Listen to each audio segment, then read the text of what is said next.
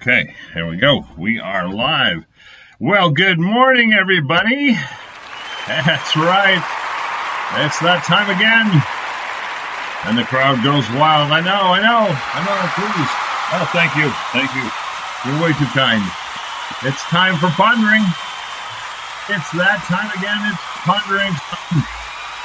Every weekday morning, 7:30 to 8-ish a.m. Eastern Standard Time. It's great to have you with us.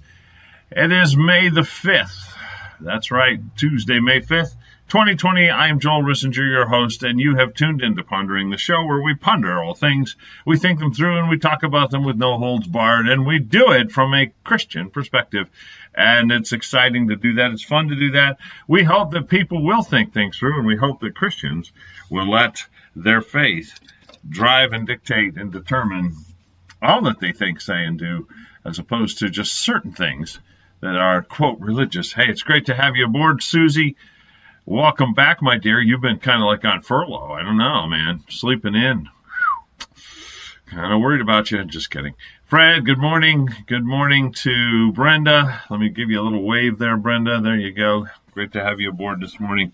Hope you guys are doing well, staying COVID-free, staying up, positive, smiling, moving forward with whatever you are able to do.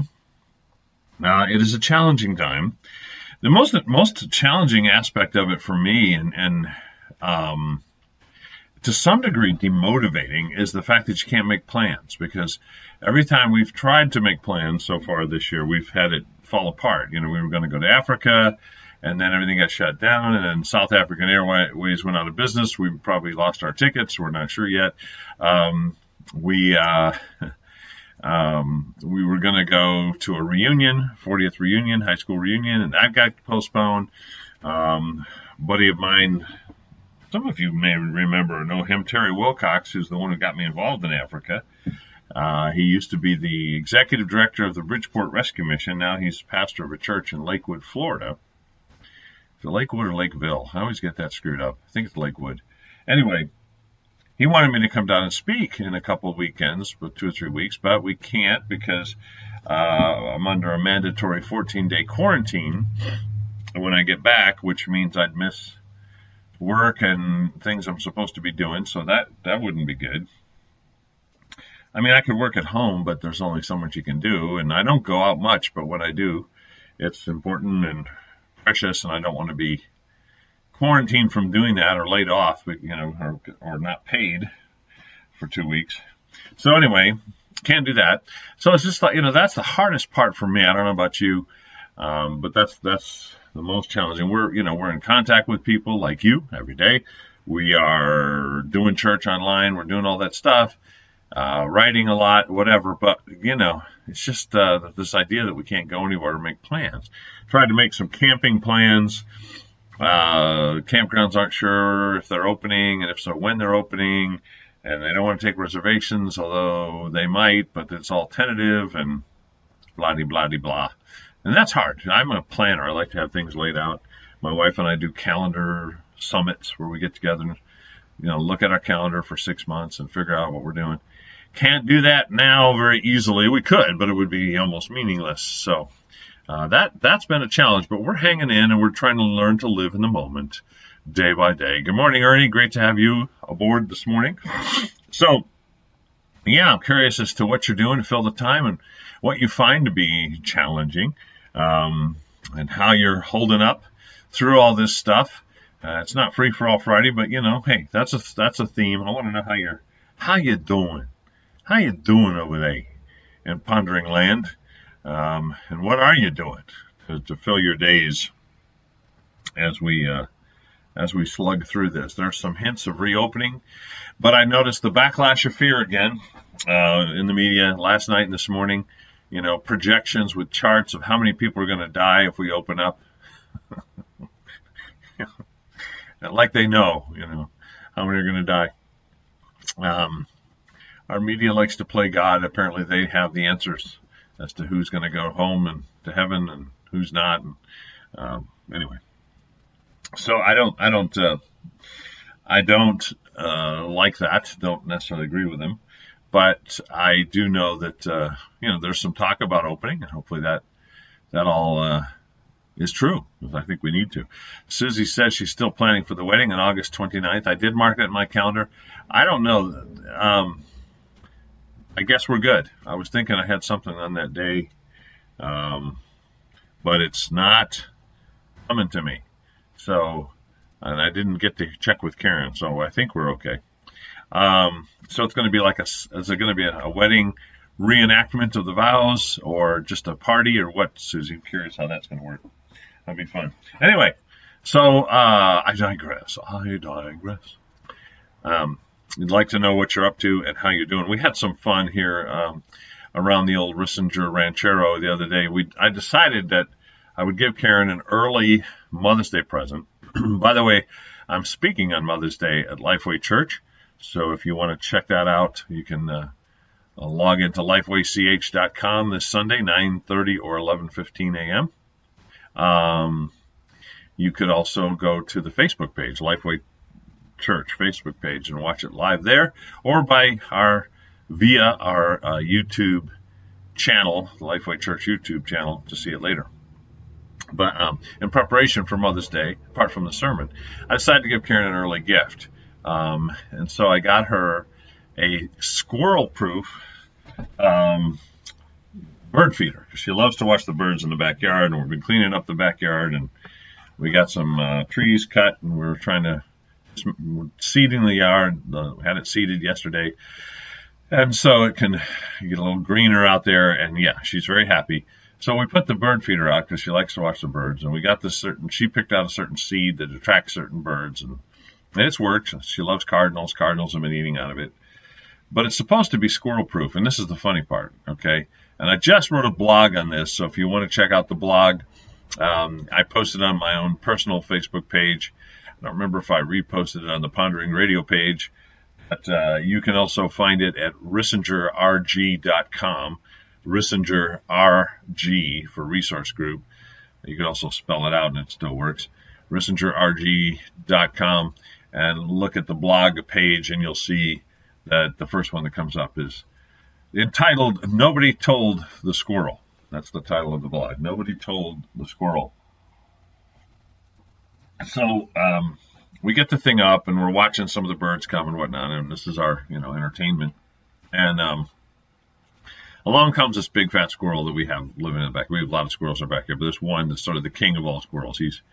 He's mega squirrel, and he decides that he is going to eat from this squirrel-proof bird feeder. The way it's designed is like there's like a rectangular, 3D rectangular box, and on the side of the box there's little holes where the seed drops down. It's gravity fed.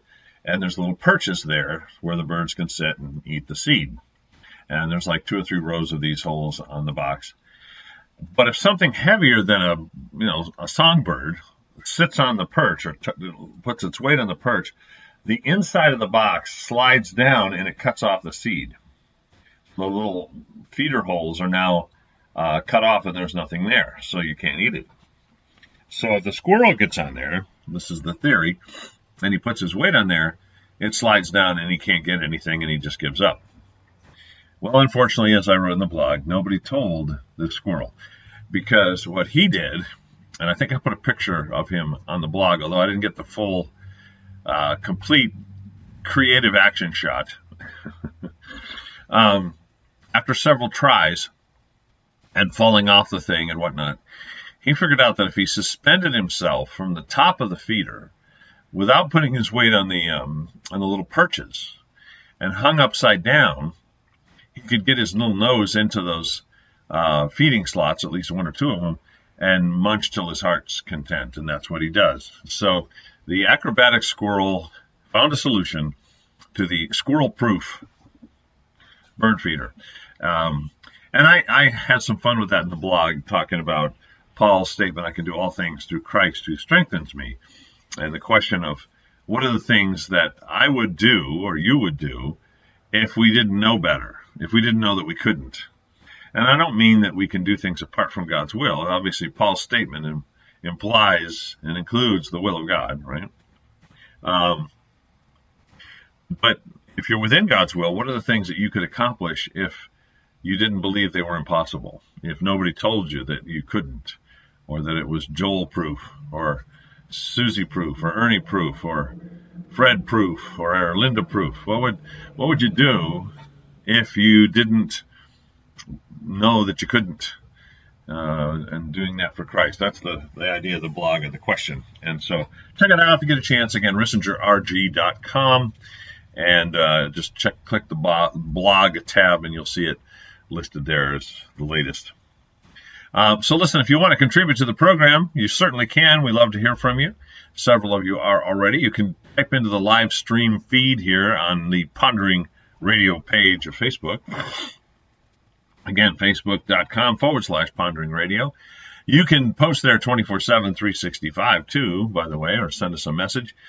You can also email ponderingradio@gmail.com, ponderingradio@gmail.com, or you can call us at 860-500-7163, 860-500-7163.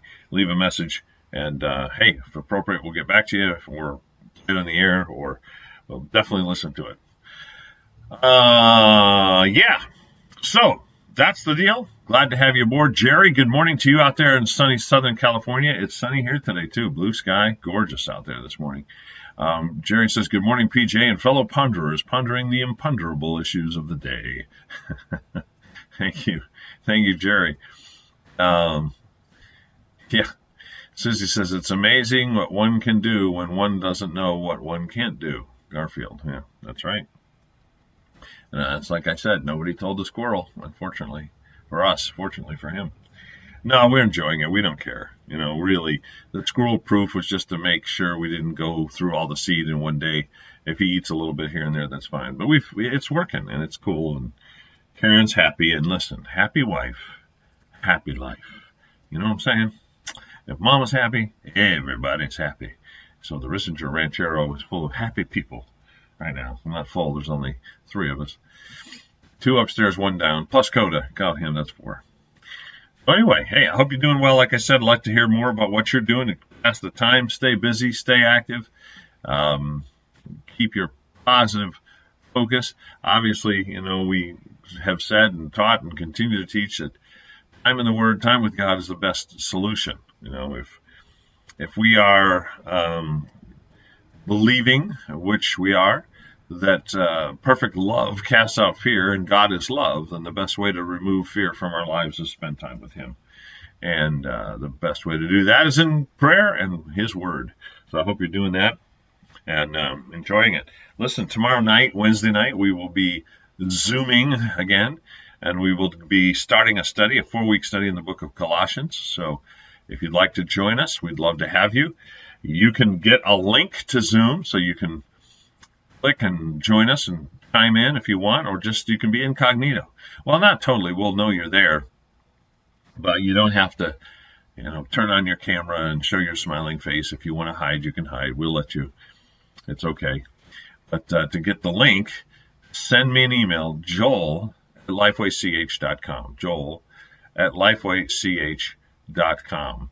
And, of course, you can join Lifeway Church on Sunday morning at that same address, lifewaych.com, or the Lifeway Church Facebook page, or later on demand on the Lifeway Church YouTube channel. We would love to hear from you.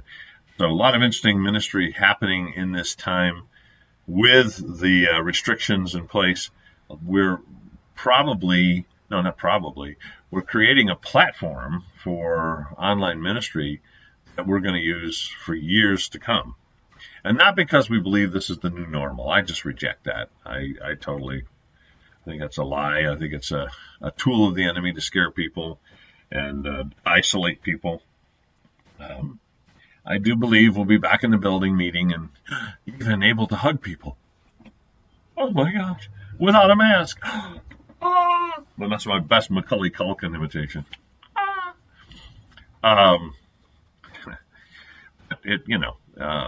Even with that being said, I think some advantages, and some people we're able to connect with that we wouldn't otherwise connect with. So we're going to continue that and try to make it better and better every week.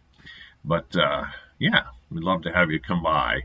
Susie says she went through the steps to freedom in Christ last night. It was awesome.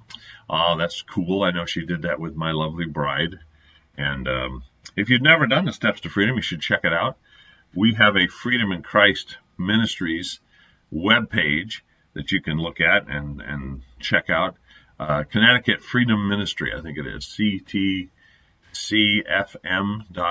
if I remember the web page correctly, and you can find out more. But basically, it's a process of prayer that helps break strongholds and move you closer to Christ, allow you to break free from some habits and hang-ups and hurts that maybe have plagued you for years. It's all biblically based.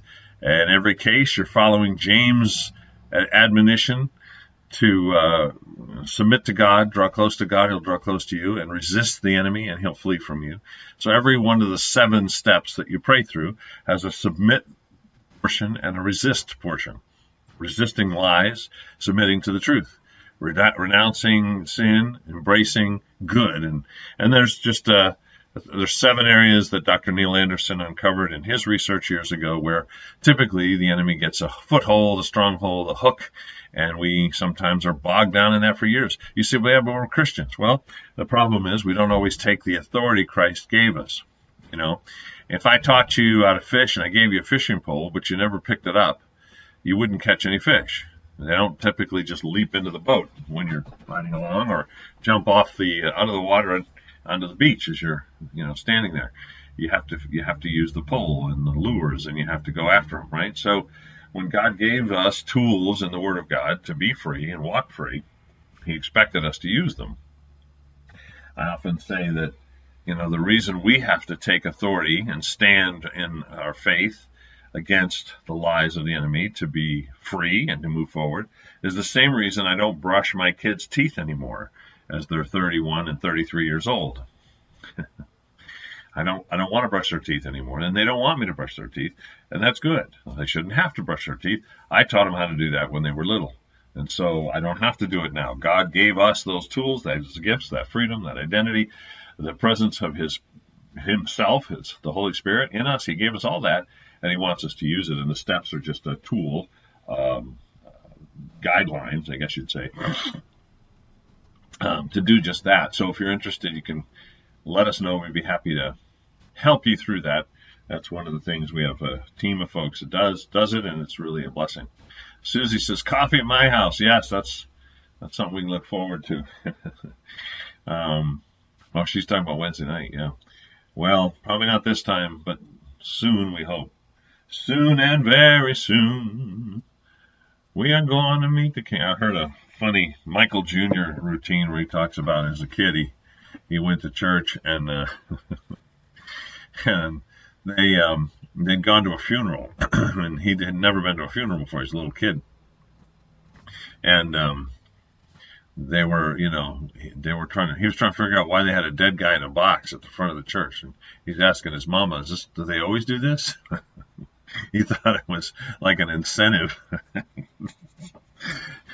Do what the preacher says, or this could be you, kind of thing. And so I guess the preacher kept saying, he's going to be with the king. He's going to be with his king. And so anyway, then a couple weeks later, they had him join the kids choir. And first song they teach him is, soon, very soon, we're going to see the king. And he's singing this song, and he's thinking, I don't want to go see the king. I don't want to go there. I saw that. I know what that looks like. I saw the guy in the box. I don't want to go. Anyway, it's funny. You got to hear it. Michael Jr.'s Christian comic, good guy, funny guy. So I don't know how I got into that. I really don't know where that came from. I just went on a rabbit trail and fell down the hole. All righty. Good morning to Ed in Maine. We've got the nation covered now. Sea to shining sea. Ed up in the God's country of Maine, and Jerry down in Southern Cal. We have covered the fruited plain and all the above, everything in between. So thank you for joining us. Hope it's a beautiful day there like it is here. So we've got about 10 minutes left. I want to just chat with you a little bit more and encourage you a little more with regard to all that's happening. It's important, I think, for us as Christians to be informed. I've always said that, none of us really should live, and we don't want to live like an ostrich, with his head in the sand. Although, by the way, ostriches don't do that. That's a myth. But if they did, they would leave a pretty big target exposed, wouldn't they? Sticking your head in the sand would not protect you from lions or leopards or any other predator. It would simply leave you more vulnerable. And I think as Christians, we don't want to be that. And I've been guilty a little bit during this whole crisis, because I get sick and tired of the media's exaggerations, constantly negative focus, political motivation. That there were a couple articles yesterday in the New York Times and in the Washington Post, or as one commentator calls it, the Washington Compost, which probably is accurate. Just blaming everything on Donald Trump. I mean, the whole COVID crisis, everything that's gone wrong is his fault. And I just get sick of that. Whether you like him or not, there's this thing called reality, facts. People the media tried to say that President Trump was encouraging people to inject themselves with household cleaners. I heard that press conference. That is not what he said. The problem the president has is he is not a politician. So he says whatever comes into his mind. And that's a dangerous thing, especially when everybody in the world is out to get you. If you're sitting in front of a room full of, sharks who are looking for blood in the water to create a frenzy, the last thing you want to do is cut yourself, accidentally, or, take whatever. It's just, you don't want to give blood in that setting. So, he unfortunately did, in that they were talking about a study that showed that the COVID virus itself would die within 30 seconds of touching or coming into contact with an alcohol-based cleaner or solution. I actually had to do a training for work yesterday. We have quarterly online trainings we have to do to remain certified to do the job of the hospice, be part of the hospice team. And so we have these quarterly learning modules we have to do. And one of them was talking about hand washing. And I'm sitting rolling my eyes going, oh my gosh, really? You're going to show me? I'm going to spend an hour studying how to wash my hands at age 58 and finally learning how to wash my hands. So anyway, but I did it. I had to do it. So, and one of the things that they said that I thought was interesting was that the disinfectant, the solution, alcohol-based antibacterial liquids that we use are more effective at killing a virus than is soap and water. And even when you're washing with soap and water and you sing happy birthday twice, so you're doing it for 15 to 30 seconds, even then the other solutions, cleaners, disinfectants, antibacterial stuff that we use, is more effective. And so they were talking about stuff like that, and the hand sanitizer. Thank you, Susie. All those things, because they're alcohol-based, they're more effective. Well, they were talking about that and also some other cleaners and how they were impacting the virus, killing it maybe not in 30 seconds, but in a minute and a half or whatever it was. And the president, thinking out loud, said, we'll have to get some medical doctors to look at this. Perhaps there's a way of injecting some of those components that would help kill the virus faster. And so,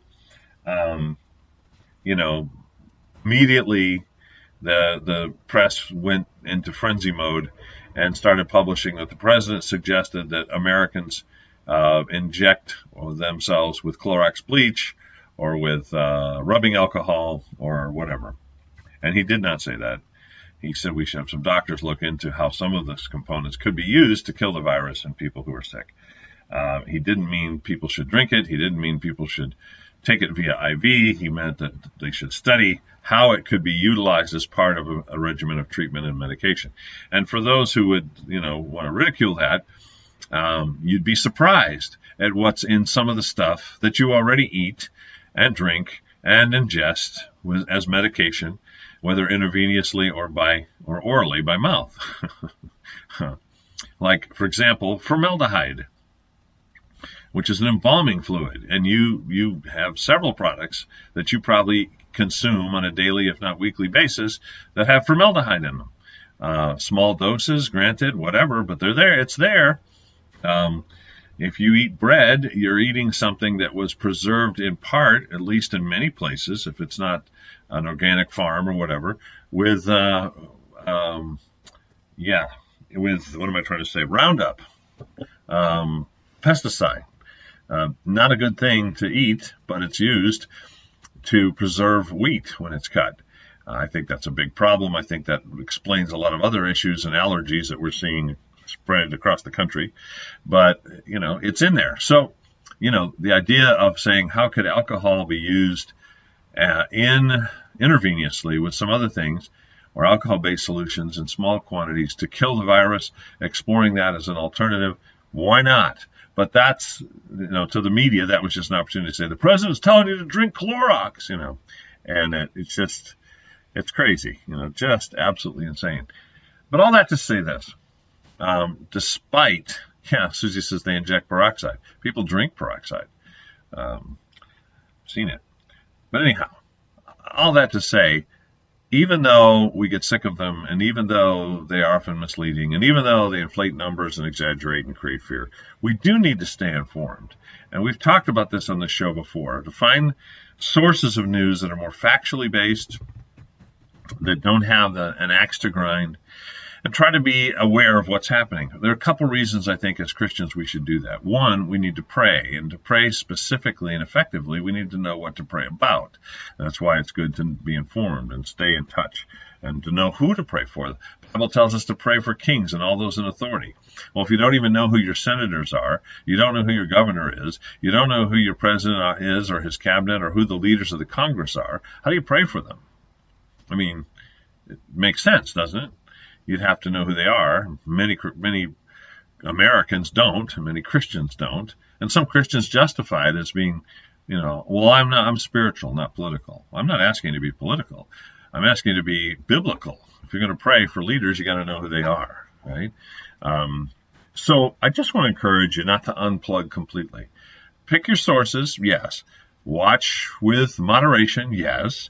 But be aware so you know what to pray about, who to pray for. And also to be able to have intelligent conversations like this, and to be able to make decisions in the voting booth or at other community meetings or events where you may have influence, you got to know what's going on, or you can't do that. So, we've got some good sources of news, and we've talked about that before in this show. We can certainly respond to that if you want to email us or contact us, but don't tune out completely. Ed says, I heard he had talked about using ultraviolet light modalities currently in use externally to be adapted to treat people internally.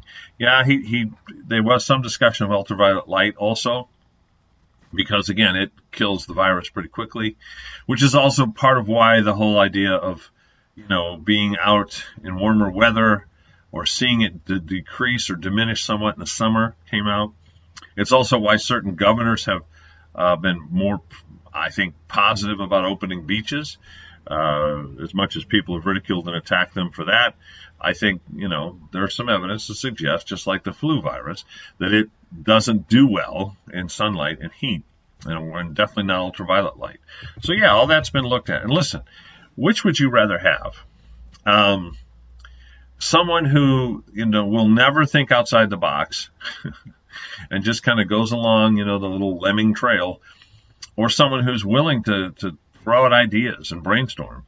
I, for one, would rather have the brainstorming. Some of the greatest breakthroughs in science and in art and in every discipline have come through brainstorming. People who thought outside the box, people who were crazy enough to suggest things that other people made fun of. Air travel, for example. People made fun of the Wright brothers and people like that. They're stupid idiots wasting their time, trying to build toys on the beach and fly around. Well, guess what? They were right. So I just, I think that unfortunately we have certain amount of those negative attacks out there. Damon's here. Welcome, Damon. Great to have you aboard, friend. Ed says, yeah, why isn't the House of Representatives in session to deal with the COVID situation? Right. They can be out of session and throw rocks at him, at the president and others, the vice president, but they're not in session looking for solutions and whatnot. I agree. And the solution isn't just hand out more money. It's got to be more targeted and focused than that. Well, we're out of time. Anyway, things to consider and think about and ponder as we do every day. Listen, tell your friends, neighbors, and complete strangers about us. We're here every weekday morning, 7:30 to 8 a.m.-ish, Eastern Standard Time. It's great to do that, and it's an honor to do that, and I love doing that. Don't forget, you can email us at ponderingradio@gmail.com. You can post on our Pondering Radio page on Facebook all around the clock, or you can call 860-500-7163 and leave a message 24/7, 365. Until tomorrow, hey, stay in the Word and keep praying, and do not check your brain at the door. God gave it to you for a reason. Use it. Keep pondering, and I will see you tomorrow. God bless you. Bye for now.